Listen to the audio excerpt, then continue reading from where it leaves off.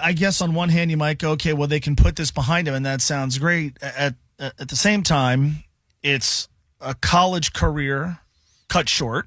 Yep. You know, it's a rookie season cut short, and it's an entire next season not playing football. So, like, nobody's banking on Erick All, or should be, in 2026 right now, right? Yeah. There's skepticism there. Yeah. So at that position, because the other guy they took, McLaughlin from Arizona, whatever happened to him? Yeah. He around any? So Cam Grandy passed him on the old exactly. chart. So they took 2 tight ends in the draft last year. One guy's not going to play. The other's AWOL, passed by Cam Grandy. So does this mean that they have to emphasize tight end in this year's draft? I think you can you do. It depends. I mean, it's hard to talk about.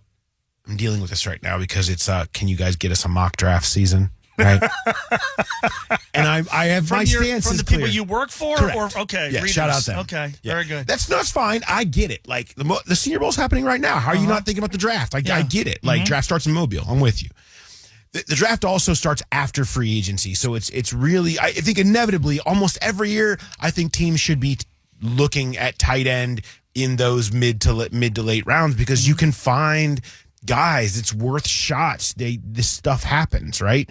So I think you're always taking that turn. But in terms of urgency level with it, let's see what happens in free agency. I think what they've gotten out of Drew Sample, while unspectacular, has been a lifesaver. Solid, yes. And what you can do with the other pieces, I mean, what they did after Erick All went down, the offense still shined. You can work around it. You have Gesicki out there. You're throwing it all over the place, what have you. But if you want to be tougher, if you want to have more physicality, if you want to feel like you can pound the run game, short yardage situations, we saw them go to the Erick All movement over and over again. Well, when they lost that, continued to struggle in short yardage, and they would throw it a ton and all that stuff. You could use another player like that. They're just, hard to find. And honestly, I think their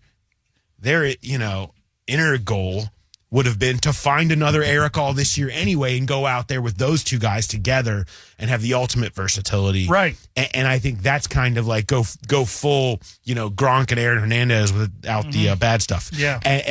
But go out there with that and you can do that and really change the whole scope of what you are offensively. So you should always be looking for that. And I think they're still looking for that regardless of this news.